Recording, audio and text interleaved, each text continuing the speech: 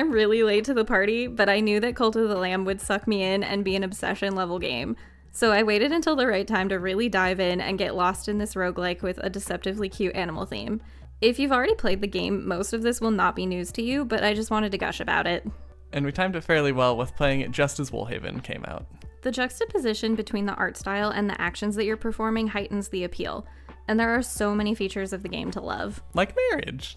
Cult of the Lamb has so much character and dark humor, as well as fun game mechanics to offer. You can busy yourself with combat or resource management or well-crafted minigames. The art style is a mix of cute and gruesome with a lot of variety. This was even more turned up with the inside of the mountain in Woolhaven, but we'll get to that later. The way that they differentiated the 4 regions to match each boss with the design of the enemy types, environments, and music was so fun. As a whole, the sound design is awesome. The little noises that everyone makes instead of full speech really gets me, especially the guy at the lighthouse. It must have been so much fun directing the voice acting for that. The soundtrack is bopping, and the effects when in battle feel satisfying. I do remember having to turn off the pizza fleece because I was using the ghosts too much. The sound of it was driving me crazy. But the curses were very satisfying to use, as well as here. Each ritual has its own animation, which adds so much character to the mechanic. And most rituals have a positive and negative effect on them that you'll want to balance. Like one of the times that we brought a follower back from the dead, they came back as a zombie, which we had no idea could even happen, and they ate another follower before we figured out how to cure them.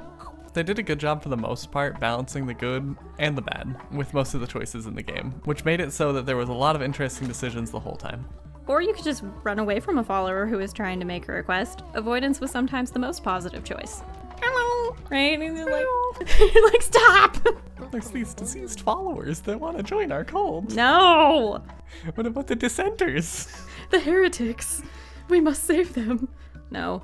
How about the elderly? Okay, I'll take the elderly. They're easy to handle. They won't be there long. Oh gosh. There is existing game lore to discover as you progress, but you get to build your own lore via your followers in your cult. Like halfway through, we decided to make all of our followers cats and name them after internet famous kitties. And because everyone was a carefully curated cat, it made it a lot easier to tell when an infiltrator would sneak into the cult, and we could just immediately sacrifice them. The game being half city builder, half roguelite was a very cool balance, mostly for resource gathering while out on runs so that you can keep your members alive, but also sometimes your cult members would give you bonuses to take out on your runs. Although, there were times that our cult felt almost too efficient, that it was hard to break away from our chores around the cult, fearing we might not have enough time to complete a run before they get into some mischief. Plus it's like, the statue was always full of prayers, and the farms were always full of seeds and food. You can just do loops endlessly. You don't even have to go on runs. You care for followers as their leader and inevitably form bonds with them, and then the game will just throw requests at you that can range anywhere from playing pranks on each other to asking to be sacrificed. And what traits followers have will affect their little personalities.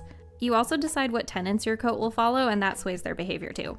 The 4 main bosses will even mess with your followers as you progress, such as bringing a plague down upon them or hypnotizing a follower to fight you to the death. But it's not just the story that you create within your cult. The storyline you unlock as you progress in the core gameplay loop is interesting too. The game is filled with quirky and intriguing NPCs. The weapons, tarot, and relics vendors are neat and will follow you between regions. Of the 3, Klondike is definitely my favorite. Sometimes an NPC like a shopkeeper will even have a quest for you to fulfill. Even the bosses you defeat will come back to make some requests, and you get more insight into their actions. The Knucklebones dice game was my favorite. The little facial expressions that they make every time you place dice is so funny. Plus, if you get far enough into the upgrade tree, you can make a Knucklebones table at your camp and play against your followers, which can level them up. Honestly, I'm tempted to buy a set of dice just to be able to play Knucklebones outside of the game. That'd be fun and pretty easy. And of course, there is the obligatory fishing minigame as well. We were playing on a PlayStation 5, and every time that we would pull up a menu that had to do with our followers, it would freeze the game for a bit. This seems to have been sped up with the release of the Woolhaven DLC, though. And it would do a small freeze every time that a new day started. We also ran into the bug where we didn't have enough camellia flowers to assign our sick people to the hospital bed, which then made it so we couldn't assign them to any regular beds. But it wasn't obvious that that was the problem without quickly looking it up. Woolhaven, the DLC, is so atmospheric on the surface, but then devolves into something more fleshy and creepy. And whenever Ingia talks, it's so musical and pretty.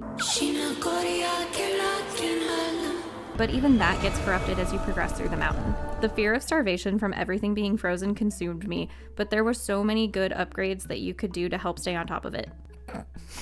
It's not just the poop, okay? There's a furnace! We put the poop on top of the fur crops and they're fine now. It's like flaming poo out of a rotten villager. Don't worry about it. The food will be fine, I promise. It's definitely organic.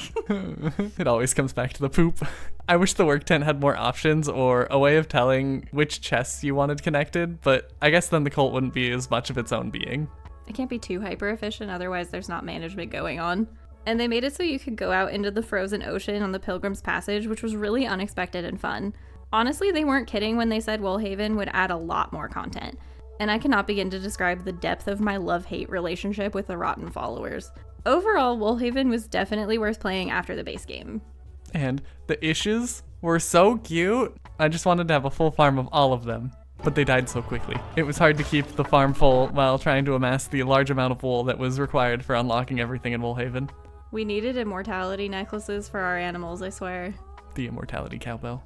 We played the main storyline in 22 hours and the post-game in 19 hours. The Woolhaven DLC story took us 14 hours, and then we cleaned up some extras after that.